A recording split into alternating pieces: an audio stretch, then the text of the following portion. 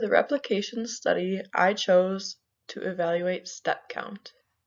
My name is Madeline Ryland, and I am the sole participant of this study. So the original study that I chose for this project was titled Evaluating the Effectiveness of Goal Setting and Textual Feedback for Increasing Moderate Intensity Physical Activity in Adults. This study was by Michael Zarat, Raymond Miltenberger, and Diego Valbuena. The purpose of this original study was to evaluate the effectiveness of goal setting and textual feedback without additional intervention components. It was a multiple baseline study across 4 participants. The results showed substantial increase in the weekly number of intense steps for 3 out of the 4 participants. The supporting literature that I chose was from the CDC. Here are some statistics. About 1 in 2 adults don't get enough aerobic physical activity. 77% of high school students don't get enough aerobic physical activity. $117 billion in annual healthcare costs are related to low physical activity. Here is some more supporting literature. These are the harmful effects of lack of exercise. And so first we will be talking about heart disease. The lack of physical activity can lead to heart disease, even for those with no other risk factors. Another disease is diabetes. Physical activity helps control blood sugar, also known as glucose, weight, and blood pressure, and helps raise good cholesterol and lower bad cholesterol, therefore preventing diabetes. So without these high physical activity levels, you are at greater risk for diabetes. Another one is cancer. Getting the recommended amount of exercise can decrease the risk of many cancers, according to the CDC.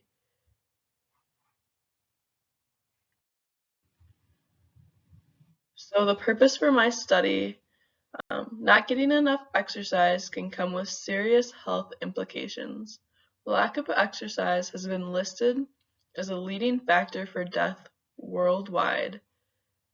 This was by the World Health Organization in 2019, also known as WHO. Exercise can help us all to lead healthier and happier lives. I want to see how we can get motivated to exercise more and live healthier lives. I will be testing the effects of goal setting and feedback. The methods in my study included participants and setting, materials, behavior, definition, data collection, design, baseline and treatment phases, IOA, and treatment integrity. I will be going through each of these. So the participants, as I stated earlier, I'm the sole participant. My name is Madeline. I'm a 23-year-old graduate student. I am currently working as a behavior technician in the ABA field. I have a busy lifestyle between full-time school and work. I struggle to stay active, and I'm hoping this study will increase my activity levels and overall health. Setting. This study took place in my natural environments. This includes work, home, outdoors, and any other daily activities. I also have a gym membership at Planet Fitness that will help me to complete my step goals. The materials I used for this study were my iPhone. This was used because the step count was kept through the health app on my iPhone. This allows you to see the daily breakdown of steps taken. I also used my iPhone to take screenshots as evidence. This means that I kept my iPhone on me throughout the day so that I could have an accurate step count. I also used my laptop throughout this study. The laptop was used to enter step data into a spreadsheet and create the graph. So this is the behavior and definition. So my target behavior was steps. The goal was to take a minimum of 4,000 steps a day, at least 5 days a week. 4,000 steps can be determined by looking at the step count on the iPhone Health app. Example, spending the day on a hike, coming home to find that you took 7,000 steps within the 24-hour period. A non-example, you go on a walk with your partner and then spend the rest of the day doing homework. You check your step count at the end of the day to find that you've only taken 3,500 steps.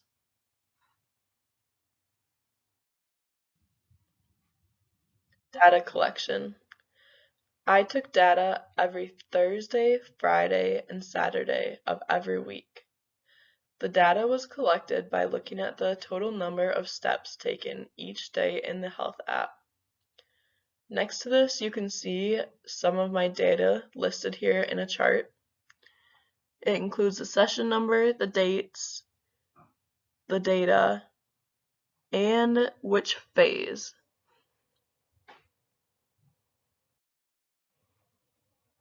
Design.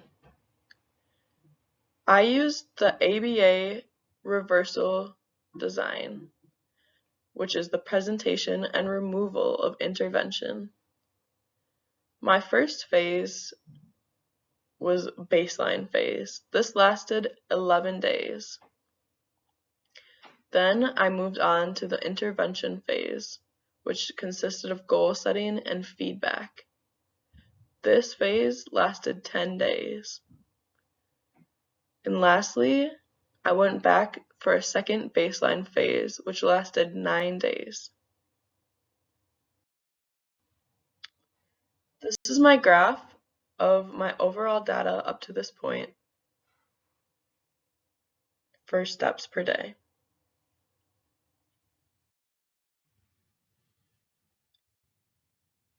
Baseline and treatment phases.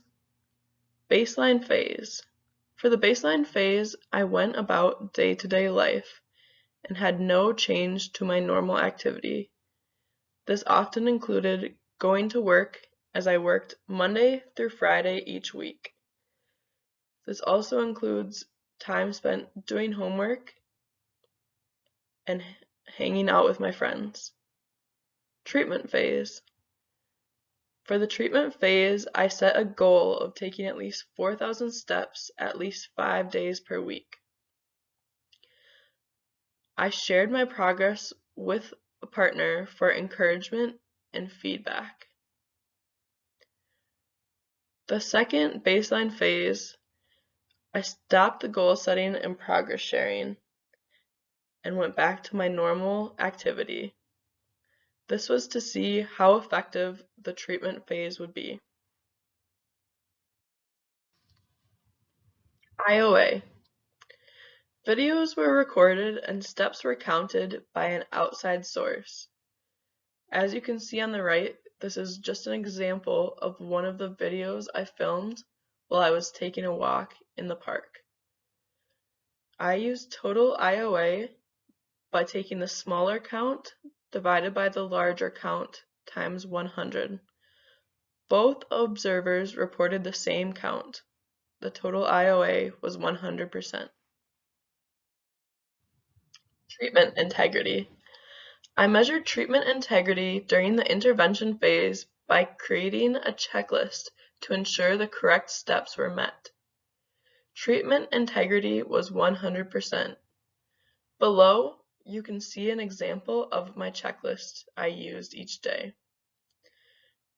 Each day, during the intervention phase, I reviewed my step goal checked my step count at the end of the day, shared my step count with partner, and received feedback on that step count. I went through and I checked each of these steps off as I did them throughout the day to ensure treatment integrity. Results. The data did not show a significant increase during the intervention phase. This tells me that the intervention was not successful. Baseline 1. The baseline average was 2,939. The baseline range was between 116 and 7,330. Intervention phase. The intervention average was 2,582. The intervention range was between 536 and 4,409. For my second baseline phase, I have not yet completed my last day. When I do, I will be entering this data.